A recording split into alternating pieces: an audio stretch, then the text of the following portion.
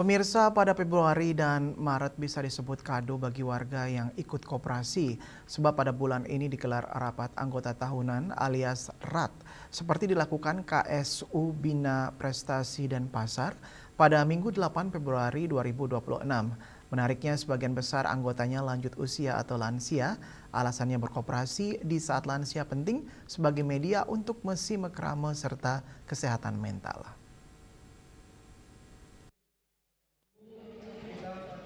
Pengamat Koperasi Bali yang juga mantan Kadis Koperasi Provinsi Bali, Dewo Nyoman Patre mengungkapkan di acara RAT Koperasi sebaiknya selain diisi acara serius dengan perjalanan keuangan anggota, juga diisi berbagai pengalaman mesimekrame menghibur diri bersama.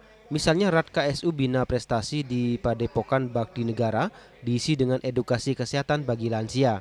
Dewo Nyoman Patre yang juga Ketua Badan Pengawas KSU Bina Prestasi dan sejumlah koperasi membenarkan di semua RAT koperasi yang dia hadiri, acara hiburan seperti bernyanyi bersama penting digalakkan, apalagi jika anggotanya para pensiunan atau lansia. Di usia ini mereka kehilangan segalanya, yakni rekan kerja dan komunitas lainnya.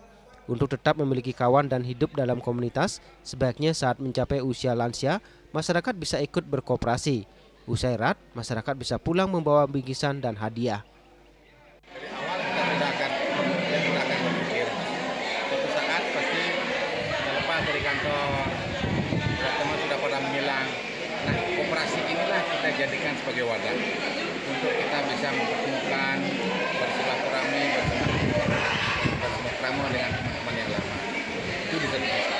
Jadi koperasi itu bukan sekedar semata-mata mencari keuntungan, tapi di sisi lain adalah siapa pendek-pendek tadi, biar bisa ketemu dengan teman-teman lama, perlu wadah untuk berhubungan. Yang kedua, yaitu apabila ini kan anggotanya kebanyakan dari teman-teman UMKM. Waktu-waktu mereka membutuhkan modal, dana, nah kita lah bisa membantu dan berproses lebih cepat daripada lembaga-lembaga keuangan lain. Jadi begitu mengajukan dia sebagai anggota, kita layani. Pada bagian lain, dia mendorong koperasi melakukan perbaikan karena maju atau bangkrutnya koperasi tergantung dari sikap mental anggota, integritas pengurus dan tata kelola dan kualitas pelayanan. Ketua KSU Bina Prestasi Nilo Gede Ari Sukeni juga membenarkan koperasi yang dipimpinnya kebanyakan para lansia dan juga pensiunan. Hal ini dijadikan media untuk mesimekrame dan menjaga keakraban sesama lansia dan anggota sekaligus berinvestasi di tempat yang aman. Dia mengakui KSU Bina Prestasi beranggotakan 182 orang sukses mencapai target pendapatan berkat kerja keras anggota, pengelolaan dan pengurus menjalankan amanah anggota secara bertanggung jawab. Bahkan nyaris tak ada kredit macet. Aset koperasi kini mencapai 4,5 miliar rupiah dan 90% dananya bergulir di anggota. Hal yang menarik, kebanyakan anggotanya adalah pedagang kecil mikro di pasar dengan bunga seringan-ringannya. Bukanlah merupakan koperasi yang besar sekali, ya cukuplah tujuan kami adalah untuk membantu para pedagang kecil ya lingkungan kami, jadi dengan memberikan bunga yang sangat murah.